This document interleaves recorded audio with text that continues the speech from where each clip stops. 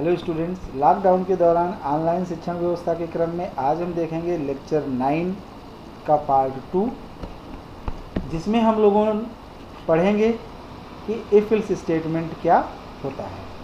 और लेक्चर 9 के पार्ट 1 में हम लोगों ने देखा कि डिसीजन कंट्रोल क्या होता है, कितने तरह के डिसीजन कंट्रोल होते हैं, डिसीजन कंट्रोल इंस्ट्रक्शंस कौन कौन से हैं।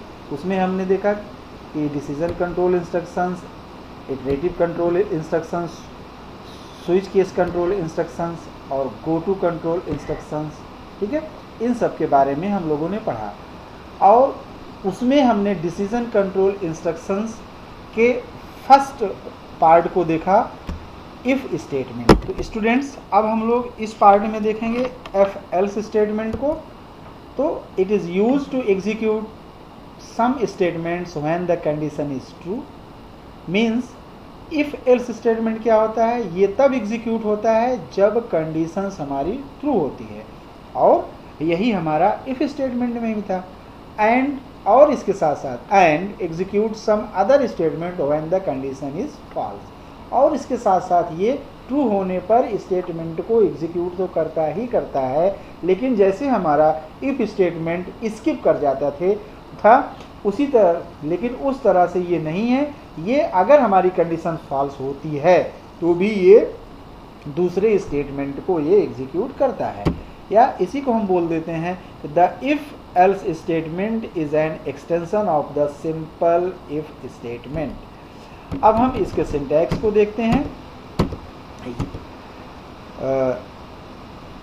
आप लोग यहाँ पर देख रहे हैं कि ये इफ़ कंडीशंस है, मीन्स कि यहाँ पर हम अपनी कंडीशंस लिखेंगे, और ये हमारा इतना टोटली सिंपल इफ़ कंडीशंस के आधार पर है, मतलब जैसे हमारा सिंपल इफ काम करता है। मीन्स कि अगर ये कंडीशन ट्रू होगी तो इस ब्लॉक को वो एग्जीक्यूट कर देगा। यहाँ पे लिखा भी हुआ है if the condition is true this statement will be executed, ठीक है।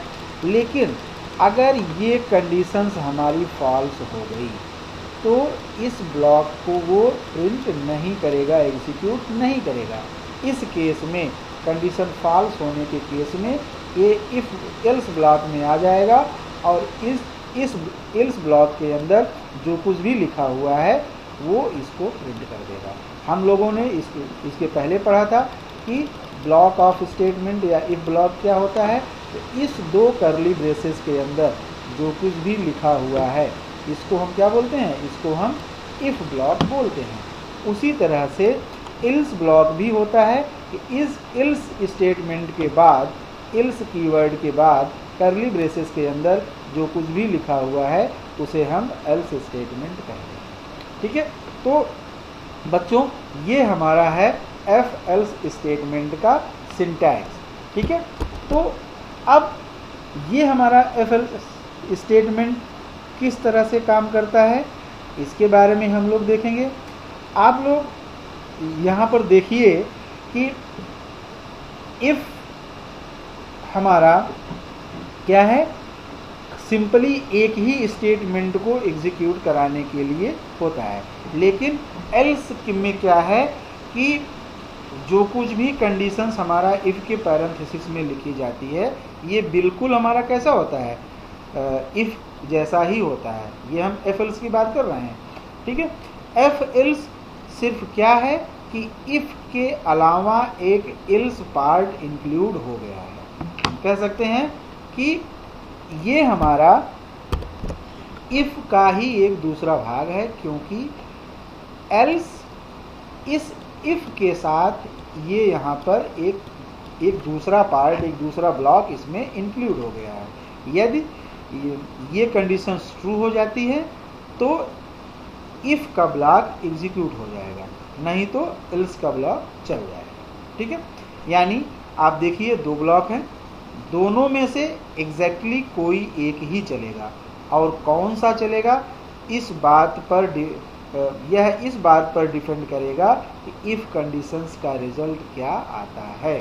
मीन्स कि यहाँ पे अगर हम समझा दें कि अगर यहाँ पे लिखा हुआ है a इज़ ग्रेटर देन 10 और a की वैल्यू है मान लीजिए 5, तो यहाँ पर लिखा जाएगा क्या हमारा a 10 से बड़ा है।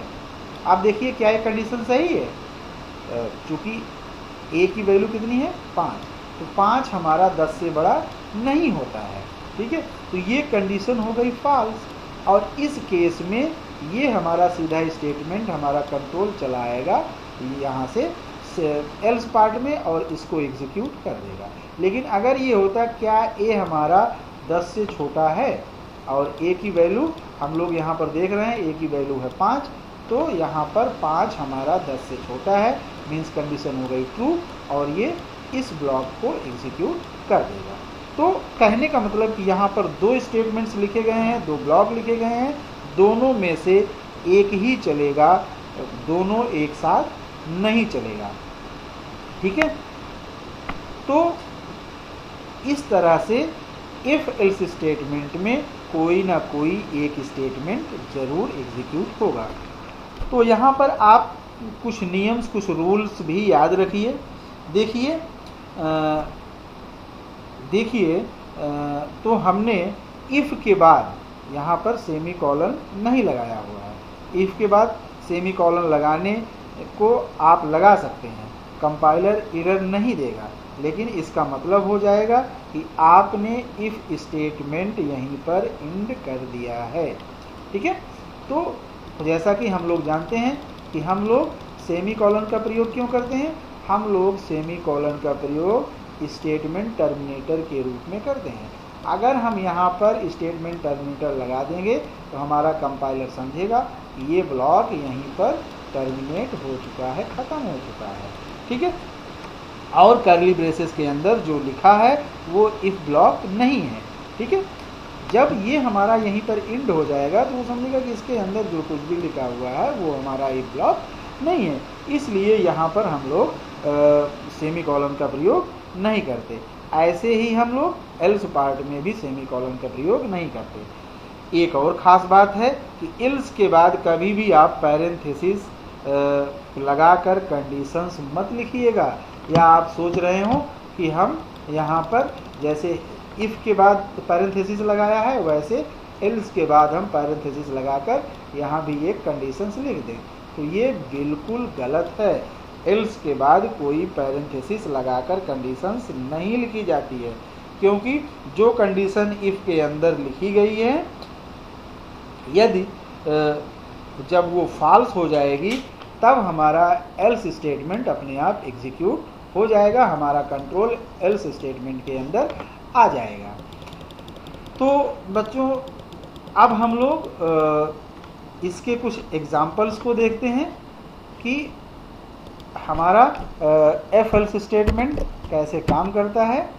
तो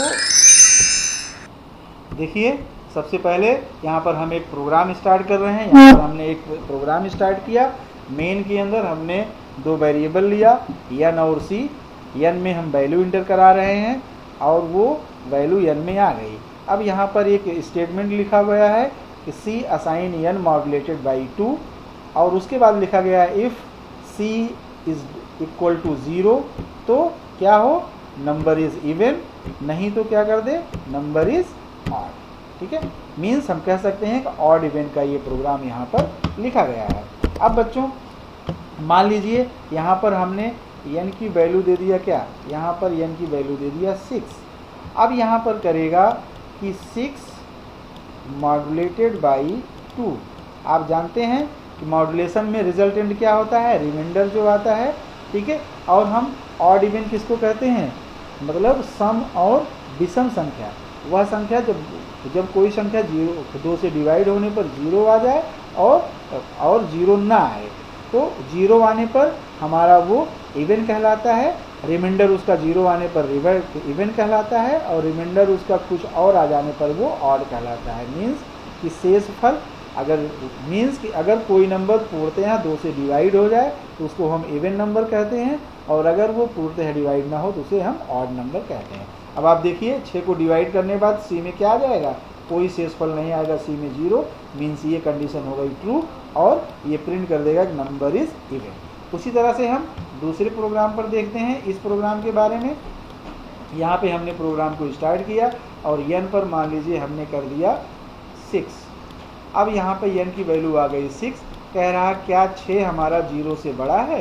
यस, ये 0 से बड़ा है, तो प्रिंट कर दिया नंबर इज पॉजिटिव। अगर मान लीजिए यहाँ पर हमने प्रिंट कर दिया 0, ठीक है, तो यहाँ पर ये हमारा 0 0 से बड़ा नहीं है, तो ये कर दिया नंबर इज नॉट पॉजिटिव। अगर मैंने यहाँ कर दिया -6, तो -6 भी 0 से बड़ा नहीं है, तो भी हमारा एग्जीक्यूट हो जाएगा नंबर इज नॉट पॉजिटिव। तो इस तरह से हम लोग एफ एल्स स्टेटमेंट को यूज़ करते हैं। तो बच्चों अब हम लोग देखेंगे सी एडिटर पर एक सिंपल सा प्रोग्राम। तो स्टूडेंट्स अब हम एक एग्जांपल सी एडिटर पर करके देखते हैं कि ये हमारा एफ एल्स कैसे काम करता है। तो आप देखिए यहाँ पर हैश इंक्लूड stdio.h con.io.main और clr scr, ठीक है। अब हम लोग यहाँ पर एक इंटीजर डिक्लेयर करेंगे int n, ठीक है, और उसके बाद इस printf फंक्शन के अंदर हम लिखेंगे प्लीज इंटर द नंबर, ठीक है। और उसके बाद जब वो बच्चा नंबर इंटर करेगा तो हम लिखेंगे scanf और उस नंबर को हम n के अंदर क्या कर लेंगे? स्टोर कर लेंगे, ठीक है। और अब हम यहाँ पर एक इफ स्टेटमेंट के अंदर लिखेंगे कि क्या हमारा नंबर वो बड़ा है किससे? 0 से। क्या नंबर हमारा बड़ा है 0 से? अगर 0 से बड़ा है तो प्रिंट कर दे, ये क्या प्रिंट कर दे, जो अभी हम लोगों ने पीडीएफ में एग्जांपल समझा, वो प्रिंट कर दे पॉजिटिव नंबर, ठीक है। अगर ऐसा नहीं है, अगर ऐसा नहीं है मीन्स कि वो 0 से बड़ा नहीं है, तो हमारा एल्स पार्ट में चला जाए और एल्स पार्ट में वो फिर प्रिंट कर दे प्रिंट एफ और प्रिंट कर दे कि नॉन पॉजिटिव नंबर, ठीक है, ये प्रिंट कर दें।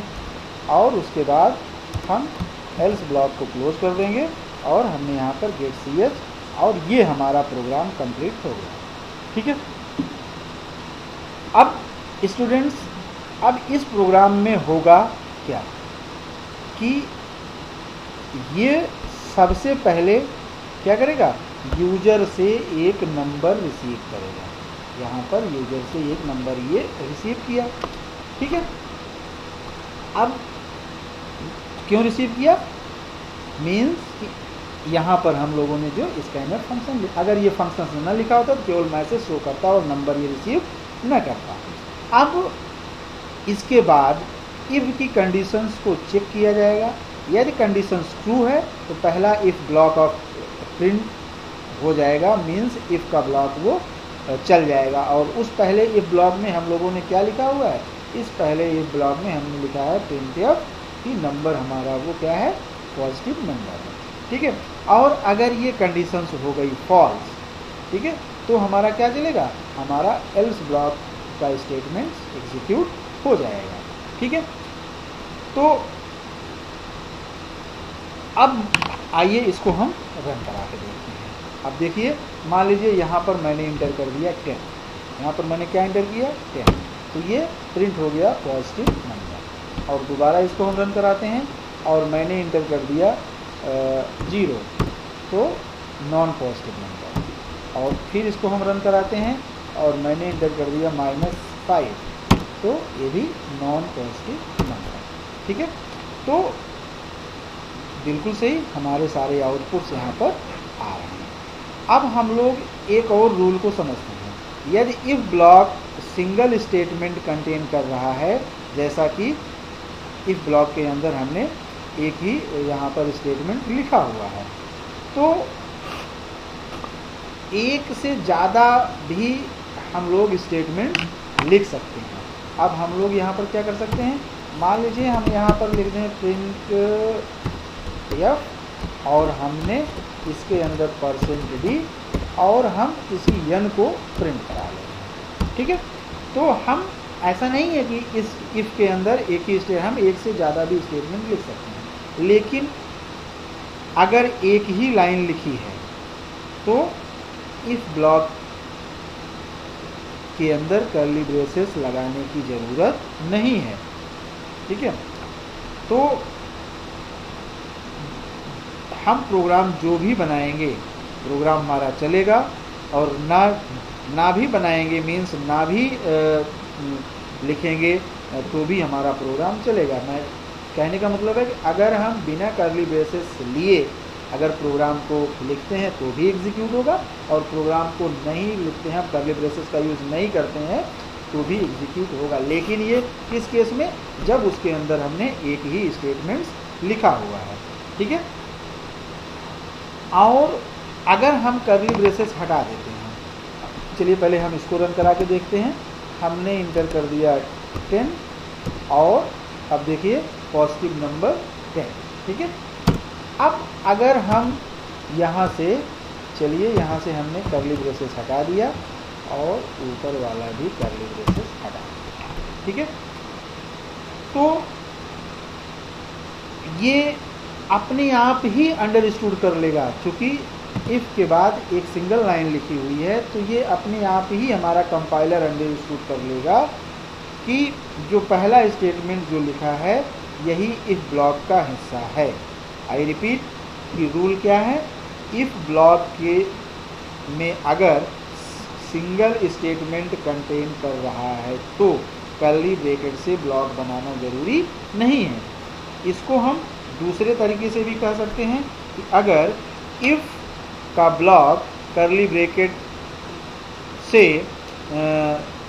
मीन्स नहीं किया गया है। ठीक है, मीन्स अगर इफ़ का ब्लॉक हमारा कर्ली ब्रैकेट से नहीं बनाया गया है तो इफ़ के तुरंत बाद जो पहला स्टेटमेंट लिखा है वही इफ़ ब्लॉक का हिस्सा होगा।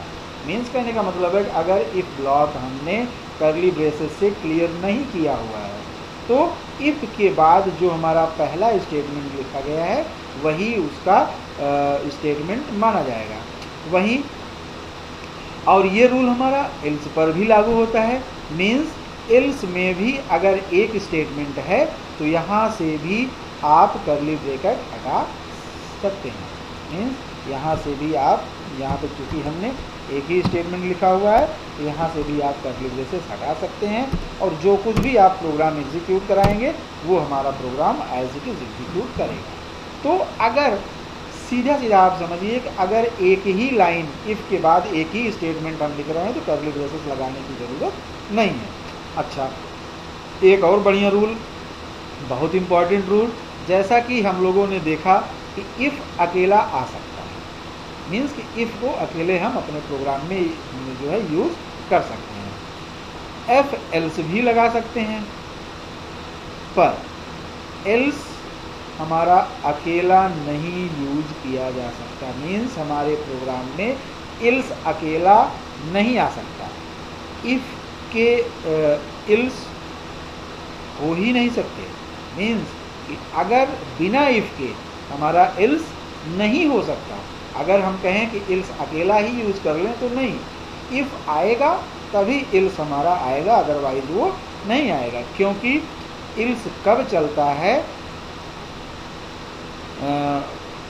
इसको आप लोग सोचिए, एल्स कब चलता है? एल्स तब चलता है जब इफ़ स्टेटमेंट रहता है। ठीक है, और अगर इफ़ की कंडीशंस हमने नहीं लिखी है तो एल्स रहेगा नहीं, और जब इफ़ में लिखी कंडीशंस फॉल्स होती है तभी हमारा एल्स चलता है। अब जब इफ़ ही नहीं होगा तो कौन सा कंडीशंस फॉल्स होने पर एल्स चलेगा? ठीक है, अगर हमारा एल्स होगा ही नहीं तो हमारी कंडीशंस फॉल्स कैसे होगी? ठीक है, तो एल्स बिना इफ़ के साथ नहीं हो सकता। जब तक इफ़ नहीं आएगा एल्स हमारा नहीं आएगा। एक मज़ेदार एग्जाम्पल आप लोग सुनिए। क्या आपने घर पर कभी ऐसा बोला है, नहीं तो मैं कुएं में कूद जाऊंगा? कभी ऐसा आप लोगों ने बोला? कि आपका गार्जियन आपके सामने हो, आपके पिताजी आपके सामने हो, और आप उनसे सिर्फ यही कहें कि नहीं तो मैं कुएं में कूद जाऊंगा। नहीं बोला होगा ना? क्यों? क्योंकि नहीं से कोई स्टेटमेंट स्टार्ट नहीं होता। आपके पेरेंट्स बोले होंगे कि इससे पहले क्या बोला आपने, ठीक है, इससे पहले क्या बोला, कि उनको यही सुनाई दिया, नहीं तो मैं कुएं में कूद जाऊंगा। इसका मतलब इसके पहले आपने कुछ बोला होगा। आपने इफ भी बोला होगा ना, कोई कंडीशंस भी बोला होगा ना। अगर ऐसा हो जाएगा तो मैं ये कहूँगा, ये करूँगा, ठीक है। आपने इस तरह से ऐसा एक स्टेटमेंट्स बोला होगा कि अगर, मीन्स कि आपने अपने गार्जियन से बात करते समय इफ़ कंडीशंस को भी बोला होगा, ठीक है। कैसे? कि अगर ऐसा हो जाएगा तो मैं ये करूँगा, नहीं तो मैं कुएं में कूद जाऊँगा। कहने का मतलब कि अगर आप मुझे 50,000 रुपये घूमने के लिए नहीं दिए तो मैं कुएं में कूद जाऊँगा। यहाँ पर इफ़ क्या है? अगर आपने 50,000 नहीं दिए, और एल्स पार्ट क्या है? तो मैं कुएं में कूद जाऊँगा। और अगर आपके गार्जियन ने घूमने के लिए 50,000 रुपये दे दिए तो आप कुएं में नहीं कूदेंगे। मीन्स सीधे नहीं तो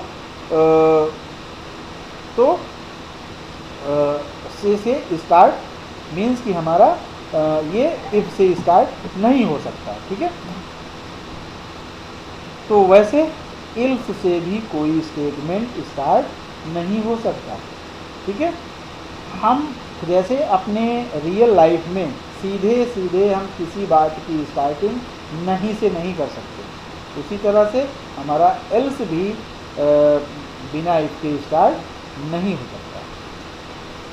तो इफ के साथ ही होगा हमारा एल्स स्टेटमेंट। एक और इम्पॉर्टेंट रूल देखते हैं, यदि आप एल्स लिख रहे हैं तो इफ तो होगा ही होगा, उसका जोड़ीदार इफ होगा, ठीक है, ओ एल्स, ठीक है।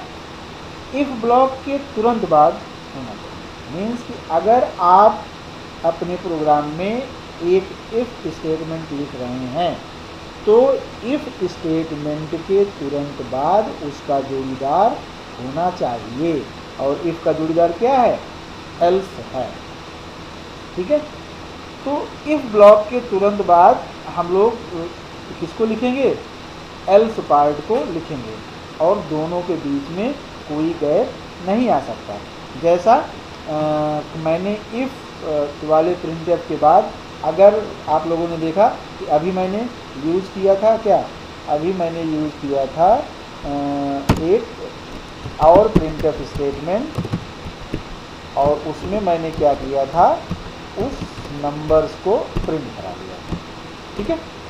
अब अगर मैं बिना कर्ली ब्रेसेस के इस स्टेटमेंट को लिखूं, मीन्स इफ के बाद तुरंत एक और प्रिंटफ लिख दिया, तो ये क्या हो जाएगा? ये हो जाएगा फॉल्स। तो यहाँ पर एक एरर आएगी, क्योंकि इफ के बाद हमने कर्ली ब्रेसेस नहीं लगाया हुआ है। और हम लोग अभी अभी पढ़े कि अगर हमने इफ के बाद कर्ली ब्रेसेस का यूज़ नहीं किया है तो ये हमारा क्या होगा? तो पहले स्टेटमेंट को हमारा वो उस इफ का स्टेटमेंट मानेगा।